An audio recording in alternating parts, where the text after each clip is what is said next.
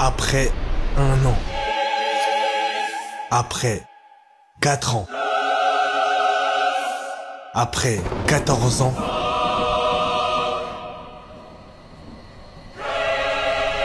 Voici la suite de Hunter.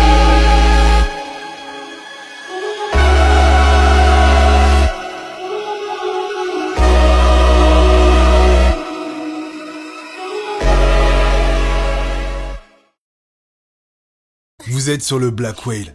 Des centaines d'hunters, des espions, des types chelous qui vous ont déjà pris pour cible. Car vous surfez sur le net à découvert. Quand c'est comme ça, aucune chance de dissimuler votre trace. Mais j'ai un plan pour vous. NordVPN. Vous appuyez sur un bouton et pouf, votre IP disparaît plus vite qu'un membre de la brigade fantôme après un crime. Parce que votre activité sera chiffrée. Et grâce à ça, vous serez introuvable, même par un hunter professionnel avec le flair de Warfin. Et là, le pouvoir est à vous.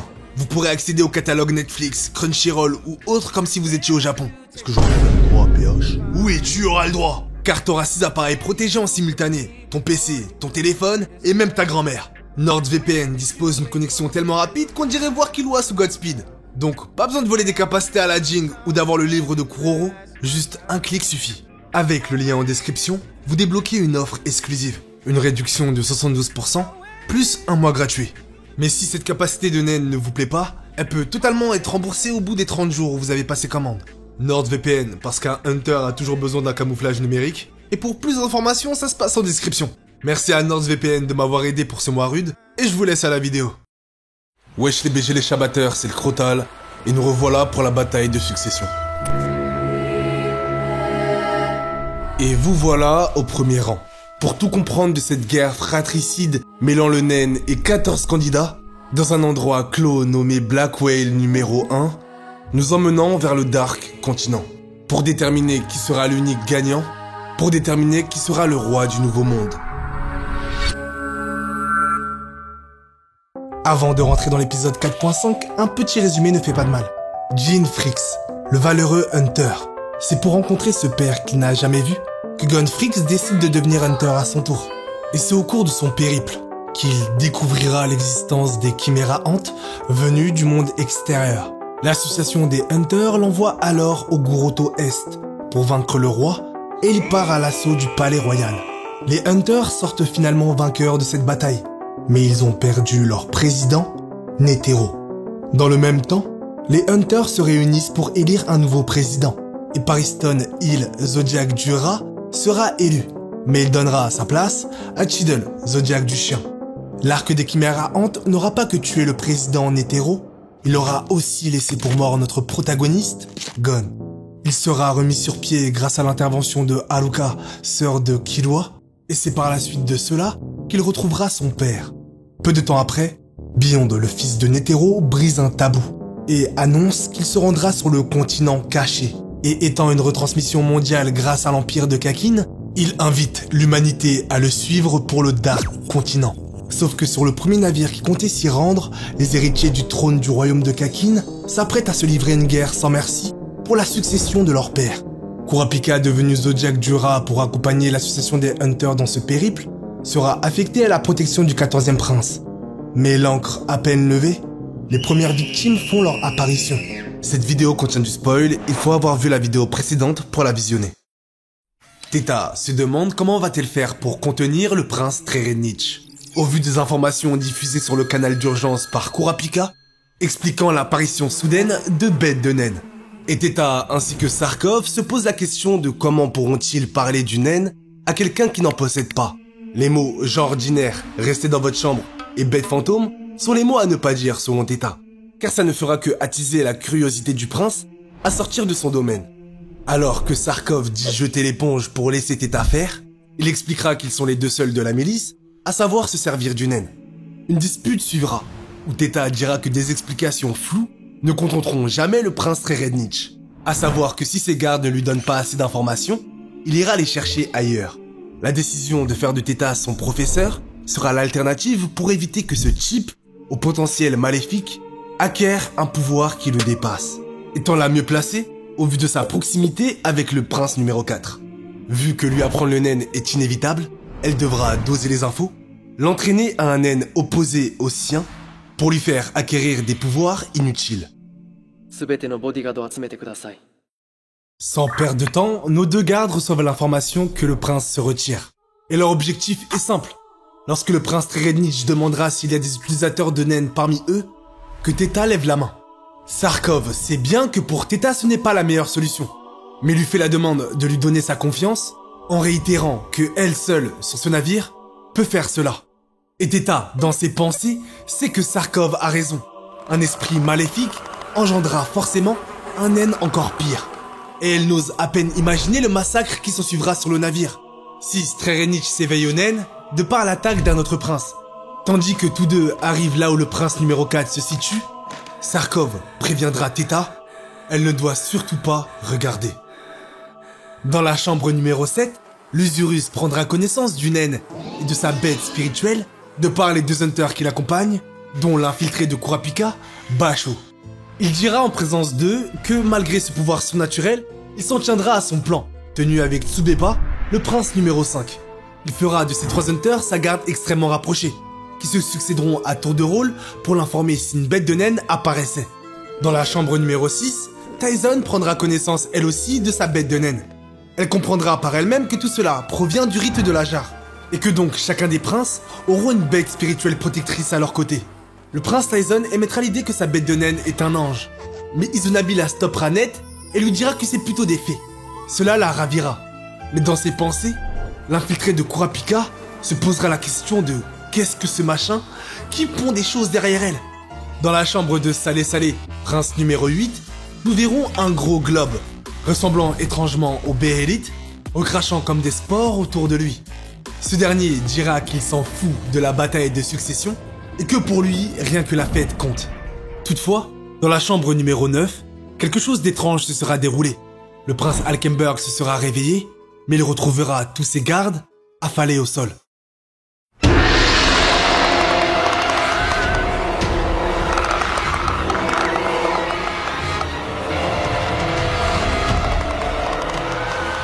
L'esprit protecteur du prince numéro 4 sera au premier plan, lorsqu'elle se dévoilera aux yeux des utilisateurs de naines de sa garde, quand Trerenich décidera d'y aller franco, demandant s'ils ont eu vent de ce qui a été diffusé sur le canal d'urgence tout à l'heure, où il était question de bêtes de naines, et demandera si quelqu'un sait ce que c'est. Après avoir dit ces mots, le visage de la bête de naine fera place à un autre, où de la bouche de ce dernier, des yeux sortent de sa langue. Teta aura compris qu'elle aura été naïve, car un homme comme lui ne doit surtout pas faire l'acquisition du naine. Mais elle dira quand même que oui, et que le naine est un mot qui fait référence à une faculté particulière. Le prince Trerenich sera impressionné par Teta, et demandera si elle aussi en possède. Dans ses pensées, notre jeune garde dira que elle seule peut l'en empêcher, et acquiescera à la question du prince. Cholai, le prince numéro 3, sera étonné que tous les gardes du corps du prince Wubble aient été tués. Mais sa garde confirmera ces infos en disant qu'elles viennent tout droit de l'armée. Et ils ajouteront qu'il ne reste que 2 hunters venus de l'extérieur pour protéger ce dernier. Le prince numéro 3 se posera des questions sur le meurtrier, s'interrogeant sur le fait qu'il ait tué tous les gardes assignés à la reine Oito en ayant tué peut-être ses propres hommes. C'est alors que dans cette discussion, le sujet des bêtes de naine sera abordé. Il sera dit que tous les gardes interrogés ne semblent avoir aucune information précise à ce sujet. Le garde qui en aura parlé ajoutera que la clé du mystère de cette hécatombe se trouve sûrement dans ces mots, bête de naine. C'est ainsi que nous sera présenté le terrain de jeu de cette guerre. Nos princes seront répartis dans 14 chambres, disposés les uns à côté des autres, reliés par des couloirs, et protégés par les gardes de l'armée. Les couloirs permettent d'accéder à d'autres zones résidentielles, et c'est à leur niveau que la zone royale a été placée.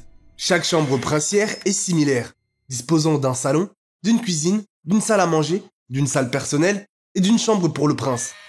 Nous retrouverons Camilla qui souhaite clarifier quelque chose avec son père. Elle se dit que l'aspect de survivre pour un prince lors de la guerre de succession est sujet à de multiples interprétations. Elle se dira la même chose pour le terme de perdant. Camilla aimerait qu'on restreigne ce terme à ceux qui sont morts, du sens biologique, et demandera à son père s'il est d'accord avec cela. Le roi de Kakin en rigolera, puisque Cholai, le prince numéro 3, lui aura posé la même interrogation, même si sa question était légèrement différente.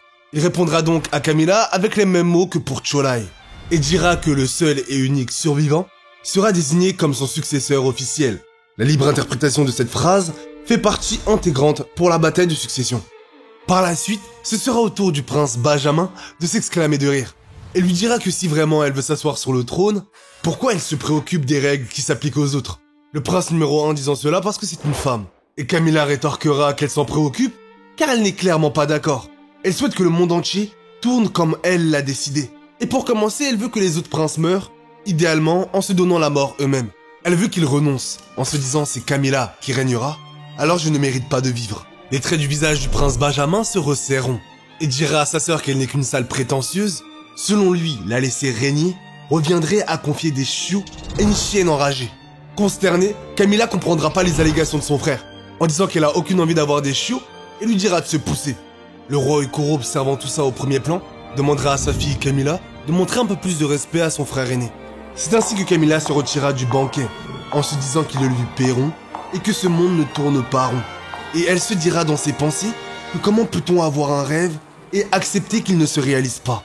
Le prince Benjamin, regardant sa sœur s'en aller avec un regard des plus noirs, il interpellera son père au sujet de Camilla.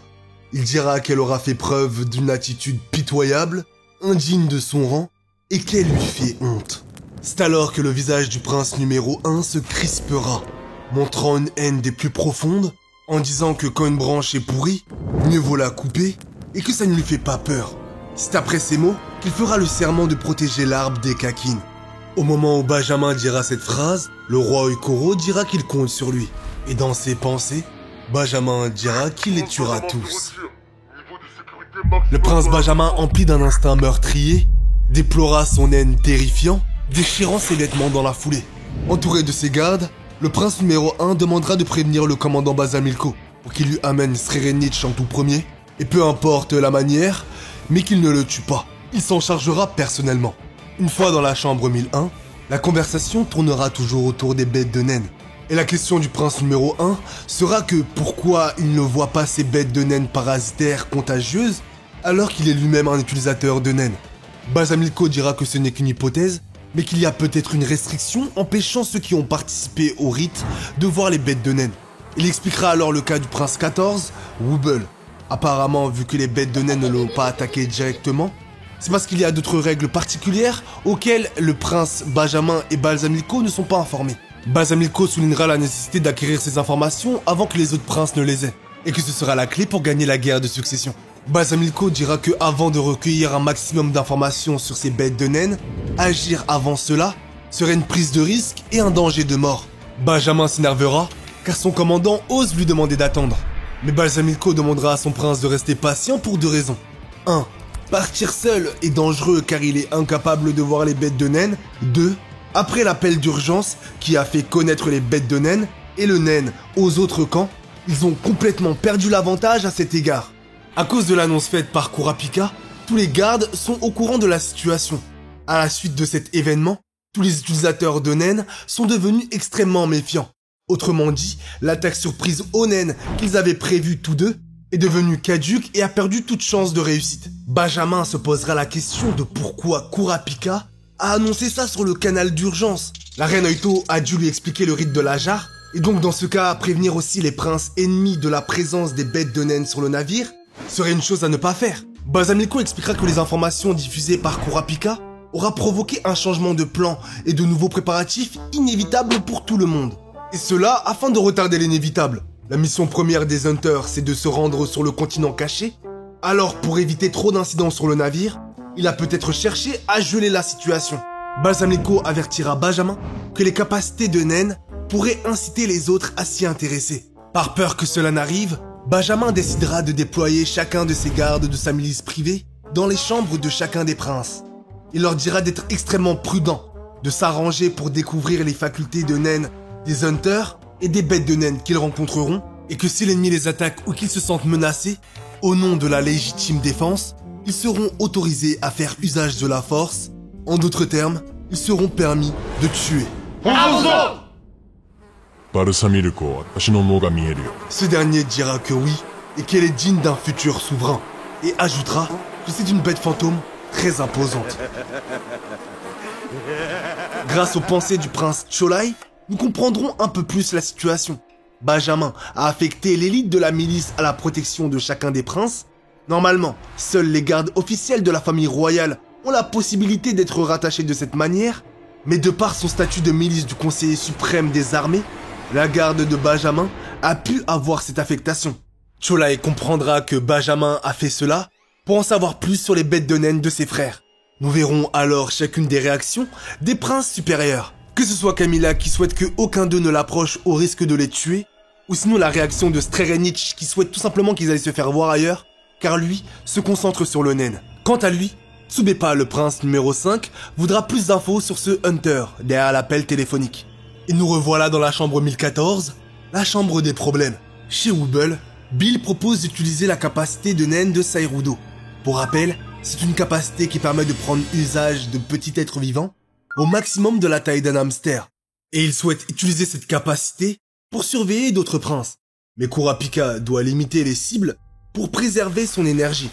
Par contre, quant à lui, il s'inquiète du contrôle des communications par l'armée royale et de leur isolement, car Kurapika ne peut pas communiquer avec les Hunters qu'il aura implantés chez les autres princes, au risque d'être écouté par ses ennemis. La porte sonnera. Kurapika aura compris que c'est sûrement le garde du prince numéro 1, et une servante du nom de Sandra partira lui ouvrir la porte. Et alors que le prince Wubble se mettra à pleurer, Bill se retournera et ce sera au tour par la suite de Kurapika. Sandra sera morte, attaquée au couteau par Bicento. Il dira qu'elle portait sur elle du poison et qu'il suppose qu'elle comptait en faire usage. Il exprimera que dans ces circonstances, il devra faire usage de sa légitime défense. Et oui, Kurapika comprend que les gardes de Benjamin ne sont pas là pour le surveiller, mais bien pour le tuer, et qu'ils ont affaire à des assassins. Kurapika, en un instant, foncera sur son assaillant, se disant que le milicien du prince Benjamin pourrait aisément jouer sur sa crédibilité de militaire pour maquiller le crime comme il l'entend. Et sauf que si Kurapika se défend, ils seront facilement arrêtés par l'armée et seront jugés coupables de l'assassinat d'un milicien sur le champ. Bicento pointera son arme et préviendra que s'ils font un pas de plus, il sera obligé d'utiliser la légitime défense, car elle considérera les gardes du corps complices de la tentative d'assassinat sur le prince Wubble. Kurapika analysera la situation et se dit que s'ils se font arrêter, lui et Bill, la reine restera seule avec le prince et la servante, et donc ne pourront pas empêcher le prochain assassin d'agir. Kurapika décidera d'arrêter son offensive et d'écouter ce que Bicento avait à dire, et alors il se mettra les mains en l'air. Le milicien comprendra qu'il a affaire à celui qui a passé l'appel d'urgence, de par son intelligence. Et si Kurapika pensait que Bicento était là pour tous les tuer, il se fera fausse route car il est là pour coopérer. Kurapika verra devant lui une grosse ordure, sachant que cette coopération passera par l'élimination du prince Wubble. Et il lui rétorquera qu'en toutes circonstances, il est là pour protéger la reine et le prince. Voici la raison de sa présence ici, et c'est après ces mots qu'il retirera ses lentilles de contact pour faire apparaître ses yeux écarlates, pour demander la totale confiance de la reine Oito et du prince Wubble. Suite à ça, le prince Wubble arrêtera de pleurer. Sa mère sera étonnée que Kurapika possède une place assez importante pour cette dernière. Et elle réagira dans l'instant, en disant oui, qu'elle lui fait totalement confiance. Il lancera dans la foulée sa chaîne et transférera Little Eye à la reine Oito.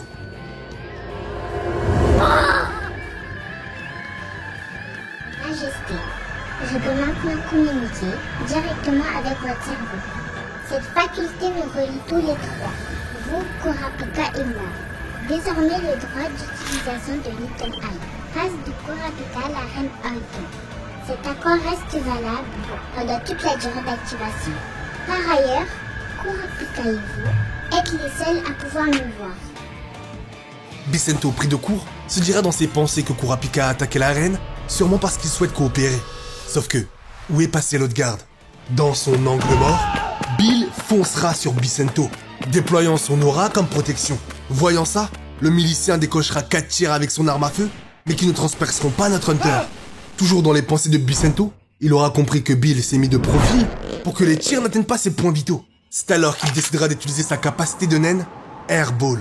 Sauf qu'il ne se passera rien. En analysant plus en détail la scène, Bicento verra que Kurapika, lui aussi utilise une capacité. La Steel Chain sera sur sa cuisse, lui drainant son aura, l'empêchant de faire usage de son Atsu.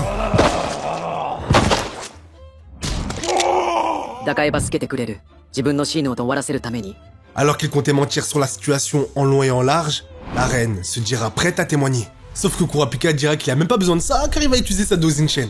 C'est par la suite de ça que Bicento se mettra à convulser car ayant ingéré du poison. Kurapika décidera de ne pas dénoncer Bicento car cela nécessiterait un procès où il faudrait un max de protection pour la reine, ce qui est inenvisageable.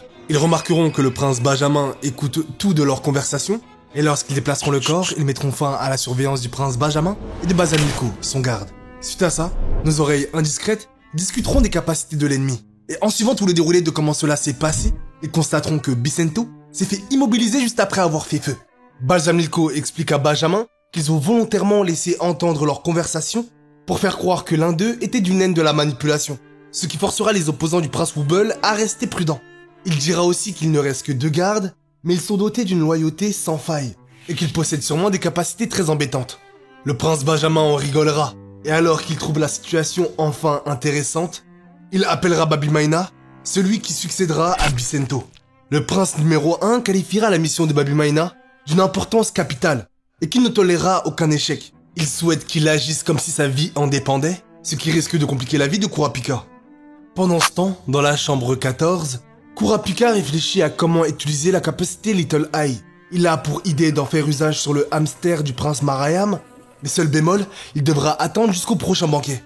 Et donc, en raison de la contrainte de temps, Kurapika demandera à la reine Oito de faire usage de la capacité Little Eye sur un insecte insignifiant, tel qu'une mouche pour éviter tout soupçon.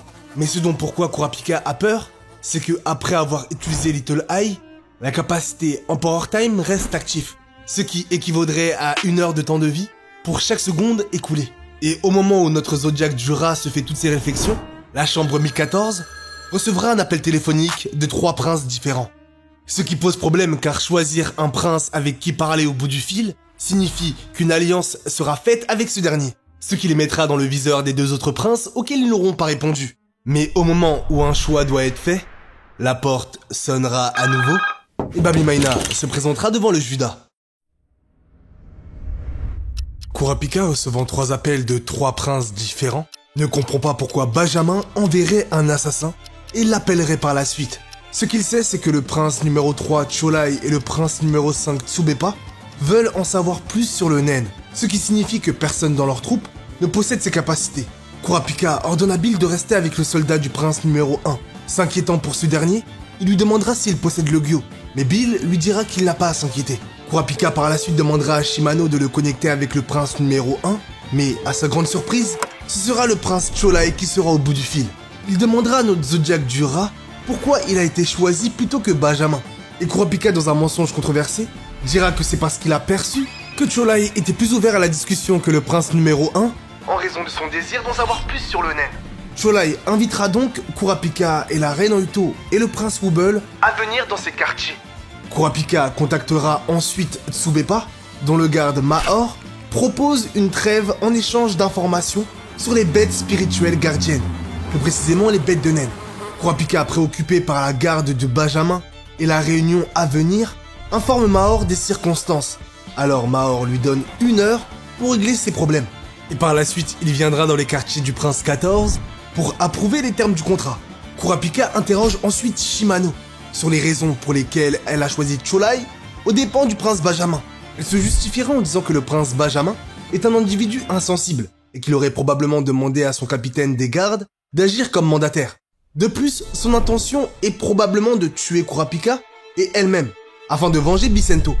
Comme le désir de Shimano est de strictement vivre, elle a connecté Kurapika à Cholai. Cholai est un individu plus humble, mais pas humble au point d'accepter qu'on lui parle en second.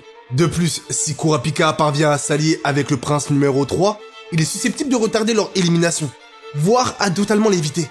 Elle continuera en disant que le prince numéro 5 Tsubepa est un individu plus patient et se consacre strictement à l'élimination des princes plus âgés qu'elle, tout en permettant aux plus jeunes de survivre.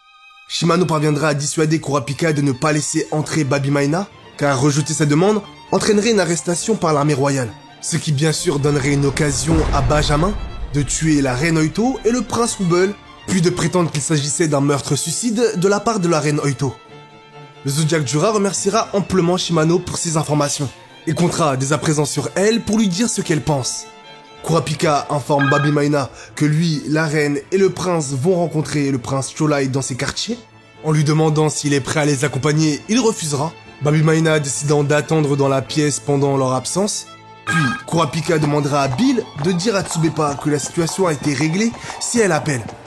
Les yeux de Kurapika toujours rouges écarlates, Bill lui demandera s'il peut partir comme ça. Mais Kurapika répondra que non et qu'il mettra ses lentilles. La porte s'ouvrit. Nos 4 individus se regarderont tous. Puis Kurapika partira avec la reine et le prince Bubble. Bill demandera alors à Baby Maina de rentrer. Paradant dans les couloirs, Kurapika verra les têtes de chacun des gardes se tenant devant les quartiers de chacun des princes. Il verra de par cette occasion le visage des gardes se tenant devant la porte de la chambre 1004, celle de notre prince Trerenich. Parvenant à la chambre 1003, nos 3 personnages entreront. Et après les avoir salués, le prince Cholai leur demandera de s'asseoir. Kurapika expliquera les bases du Nen et révèle que les bêtes spirituelles gardiennes ont été assignées au prince lors de l'initiation, lors du rite de la jarre, le Gu. Il ajoutera que le Nen est l'appellation donnée à la force mentale. Lorsqu'on l'extrait, elle devient un pouvoir paranormal. Ceux qui détiennent le Nen peuvent voir ce qui est invisible pour les autres humains et peuvent aussi produire une force incroyable. Mais cependant, seul un petit nombre de personnes peut en faire usage. Dans ses pensées, la reine Oito comprendra que Kurapika parle de cela pour aussi lui faire un enseignement. De par ce qu'elle voit, de par la bête de Nen se tenant derrière le prince numéro 3. Étant sur le point de donner l'information la plus cruciale, il demandera au prince Cholai s'il est prêt à la recevoir en cette pièce en état. Car ce qu'il compte dire peut influer sur l'issue de la guerre de succession. Et Kurapika disant cela, car auprès du prince Cholai se tient les gardes infiltrés du prince numéro 1 Benjamin et de la reine Duazulu, affiliés au prince numéro 2.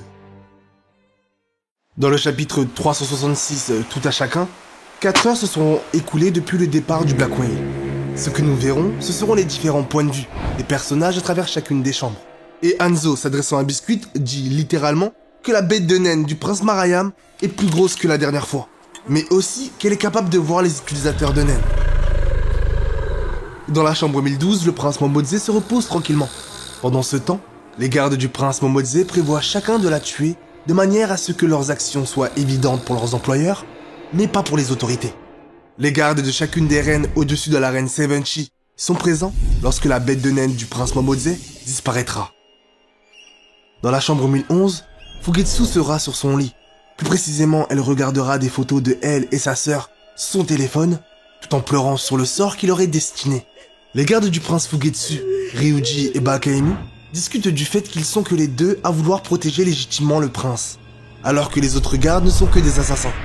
Juste à côté, dans la chambre 1010, Kacho se plaindra avec mépris de la nourriture préparée pour elle, et à cause de cela, criera sur ses gardes et ses servantes. Senritsu, ayant accès aux pensées de ces derniers, sait que Kacho se met en danger, mais sait surtout que Kacho agit de cette manière pour faire exprès. Mais dans quel but? Alkenberg se réveille de son sommeil. Inquiété de ce qu'il avait vu, il se précipitera dans le salon, où il verra que ses gardes sont encore en vie. Ils lui diront qu'il a juste rêvé, mais lui sait que c'est vrai. Et en regardant sa main, il verra qu'une marque est apparue.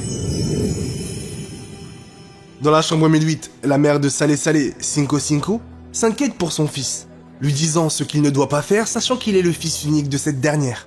Mais lui, toujours d'une humeur frivole, pour rassurer sa mère, lui affirmera qu'il est bel et bien son fils, et c'est pour cela qu'il y aura au prochain dîner, comme il le dit, du changement. Dans la chambre 1007, l'Usurus fume sa drogue saine. Il discute avec Basho du fait qu'elle est 100% légale et qu'elle pourrait être distribuée comme une thérapie pour les toxicomanes. Mais il affirmera que le seul problème ce sera Benjamin, car c'est l'armée qui gère la question de la drogue. Basho dira que le plus simple serait de devenir roi, mais l'Usurus dira que ce n'est pas aussi simple. Tyson, le prince numéro 6, fera l'éloge de son livre, Le canon de Tyson. Tandis qu'Izunabi, ouvrant la première page, verra le chapitre 1. L'amour finit toujours par triompher. Et nos hunters diront qu'ils feront en sorte de bien mentir.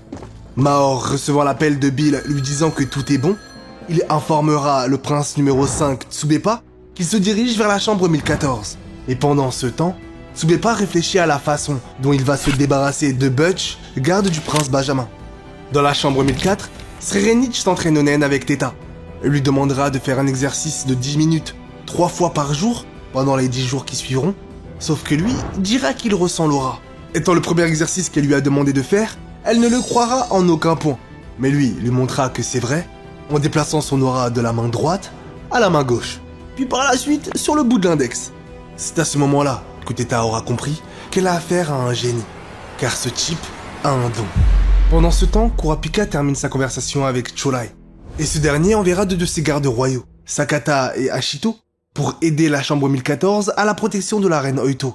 Les gardes du corps de la reine numéro 1 et 2 possèdent le même objectif, faire un rapport sur chacun des princes inférieurs, puis pour par la suite le rendre à leur reine ou à leur prince. C'est dans ce but que Slaka, qui normalement doit rester avec Goben Toba dans la chambre de Cholai, accompagnera Sakata et Ashito dans la chambre 1014.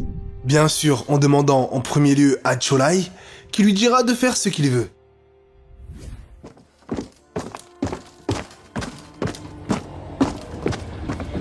Dans la chambre 1002, Camilla ordonne à sa mère de se rapprocher de Halkenberg pour pouvoir le tuer, lui ainsi que Benjamin. Cependant, Musée, le garde de Benjamin, écoute sa conversation en utilisant sa capacité de naine Window. Signifiant l'oiseau de la fenêtre de derrière en japonais, il permettra d'obtenir des preuves physiques du complot de Camilla dans sa tentative d'assassinat. Dans la chambre 1001, une analyse est faite à propos de l'ennemi qui est devenu maintenant Kurapika. Benjamin évoquera l'idée que ses réactions sont pleines de sang-froid et que malgré toute cette situation, Kurapika arrive à faire en sorte de ne pas déclencher une guerre inutile. Pour éviter qu'il ne gèle la situation en tuant un à un les hommes de Benjamin, après que ce soit Baby Maina qui s'est rendu dans la chambre 1014, c'est au tour de Lyolikofu de s'y rendre. De retour dans la chambre 1014, Kurapika revient avec les nouveaux gardes. Slaka et Baby Maina, se connaissant auparavant, complotent pour surveiller les gardes de Cholai. Slaka dit qu'il compte sur lui en posant sa main sur son épaule, et Baby Maina se suivra par la suite. En voyant tout ce monde, Kurapika se dira zut, qu'il ne pourra pas utiliser la capacité Little Eye dans ces conditions, car sans qu'il utilise la capacité de Sayu, Emperor Time restera actif. L'objectif à réaliser au plus vite avec la reine est de trouver un être idéal, afin de se débarrasser de cette épée de Damoclès. Kurapika comprendra qu'il aura été naïf en ce qui concerne cette faculté, ses conditions. C'est un poison, bien plus dangereux qu'il n'imaginait, qui risque de prendre sa vie.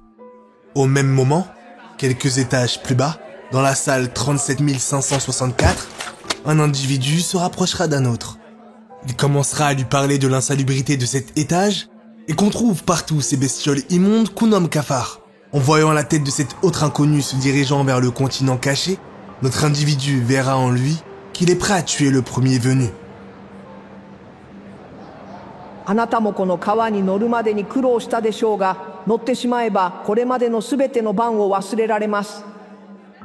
それ、なし。樹下の上にあります。何が？ Désolé pour l'attente. Voilà qui fait 2 mois que je bosse sur cette vidéo. J'espère qu'elle vous aura plu et que ça vous encouragera à aller lire les scans.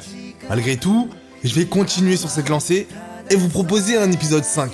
Épisode où Kurapika devra faire face à plusieurs adversaires pour se rapprocher de son but de confronter Srerenic Oikoro, prince numéro 4 de Kakin.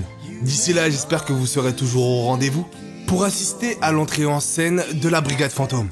Nous allons essayer de démystifier ensemble cette guerre de succession pas à pas. Alors, pour être au courant des prochaines vidéos à venir, n'hésite pas à t'abonner et à mettre la cloche. Hop hop hop, je suis à court de naines pour les prochaines vidéos sur les naines des abonnés. Parce que ça veut dire que si t'es intéressé de me laisser ton naine en commentaire, avec type de naine, capacité et contrainte, je pourrais faire un truc qui pourrait te laisser sans voix. Merci encore d'avoir visionné cette vidéo. Si t'as apprécié, n'hésite pas à lâcher un like. Et d'ici là, on va se revoir. Mes chers BG, c'était le Crotal pour vous servir. どこにも届かずに消えてゆくの忘れない